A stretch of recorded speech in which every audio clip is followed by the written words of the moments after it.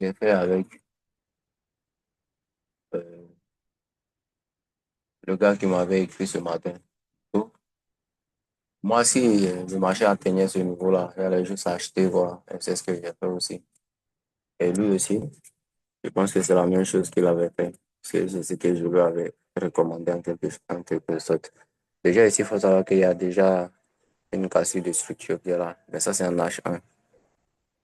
Et ce niveau ici, ça, c'est un retour à la source. Du coup, quand le marché atteint ce genre de niveau-là, prendre la liquidité puis continuer quoi. Bah, quand on vient en daily, on va constater que la tendance, elle est très, très bien haussière. Mais il faut savoir que à partir de ce niveau ici, le- la tendance a déjà en quelque sorte changé quoi, ici. Mais c'est pas des ordres de flow baissiers. Mais pour dire que la tendance est complètement baissière, il faudrait que ce niveau soit brisé. Mais ça ne s'est pas changé que ça, c'est juste un retracement de weekly quoi. Il faut que les gens puissent le comprendre en quelque sorte. Voilà.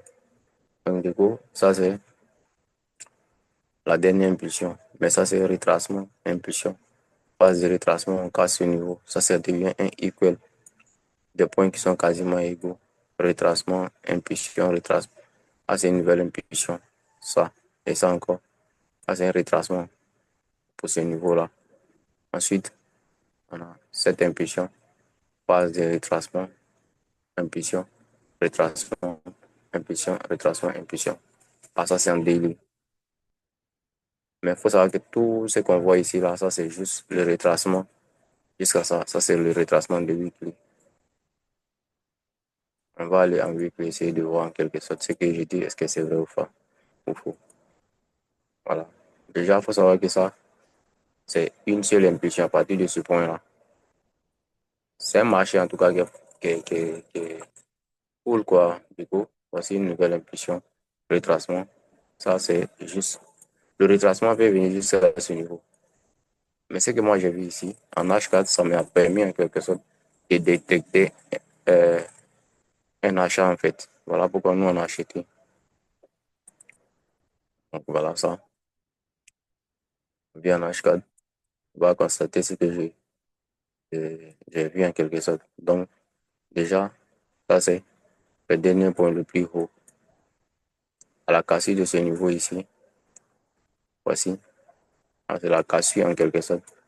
Maintenant la tendance baissière, retracement, baisse. Ah, c'est en quelque sorte, c'est juste une consolidation. Sinon tout ça, c'est le retracement. Impulsion, retracement, impulsion, retracement, impulsion, et ensuite retracement ici qui a cassé ce niveau. Donc ce niveau devient en quelque sorte un BOS.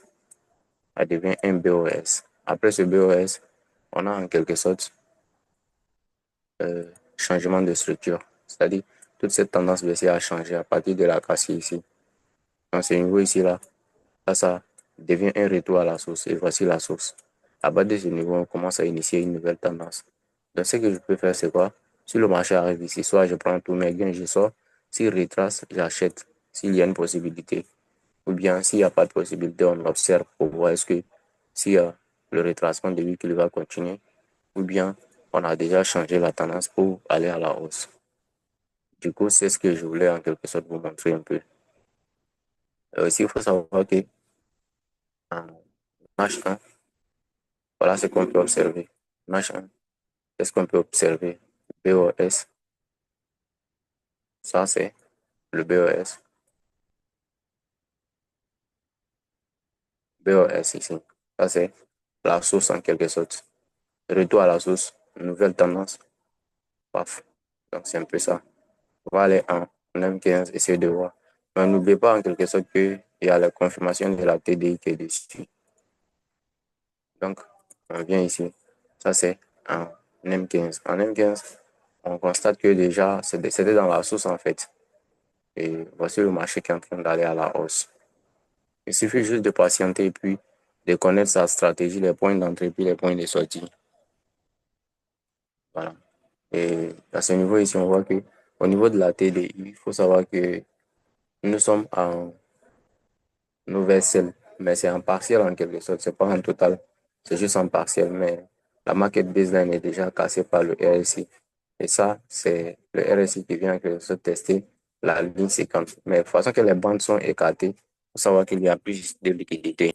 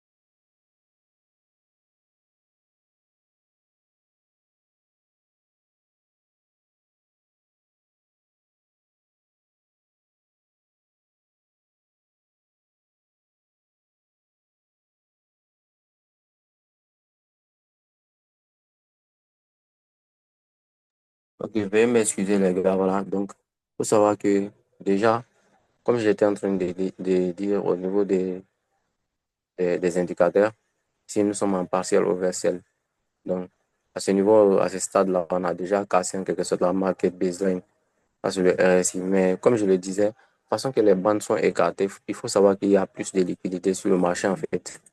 Quand on vient en H1 aussi, en H1, c'est pareil en fait.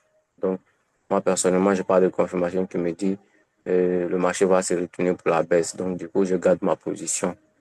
Et quand on vient en M15 aussi, on voit que tous les bandes sont sortis en fait. Ici, il y a le RSI, il y a la ligne il y a la ligne de signal et puis il y a la market baseline plus la bande des boulangers supérieure qui est toujours au-dessus de la ligne 50.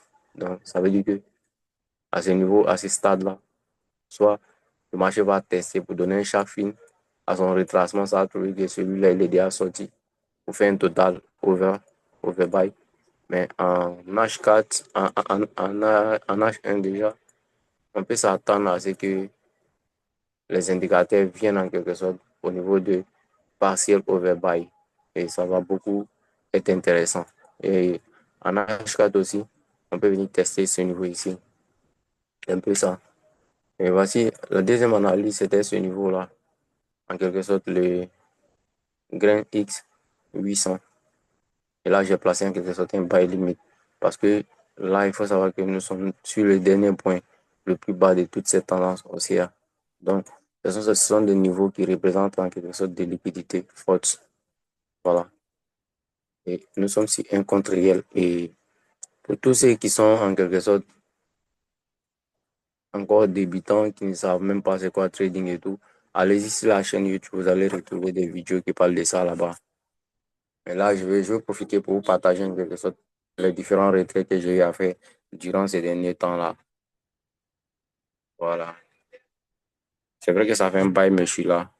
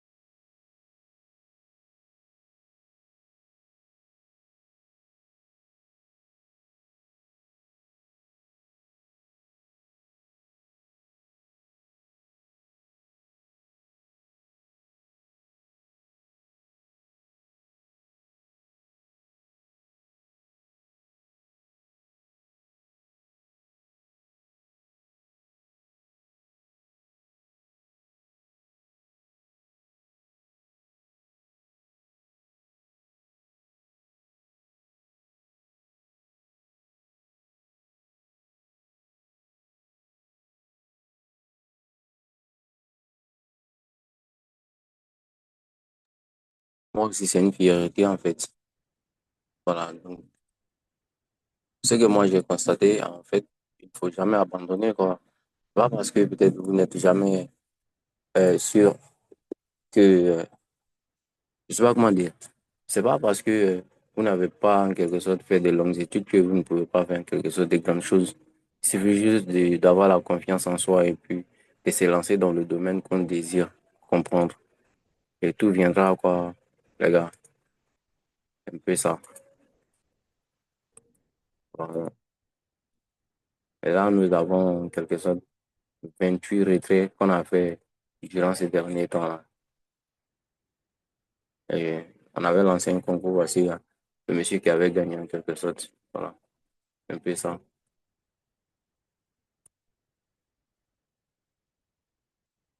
Ah. Ouais.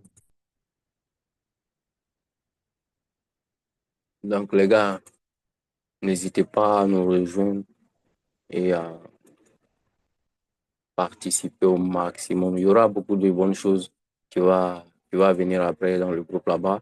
Et personnellement, moi, je vous encourage en tout cas, partagez le lien et faites-vous suivre en quelque sorte. Et pour la chose dont vous aimez, il ne faut jamais abandonner, car les gars, c'est tout ce que je pourrais vous dire. Passez une excellente soirée.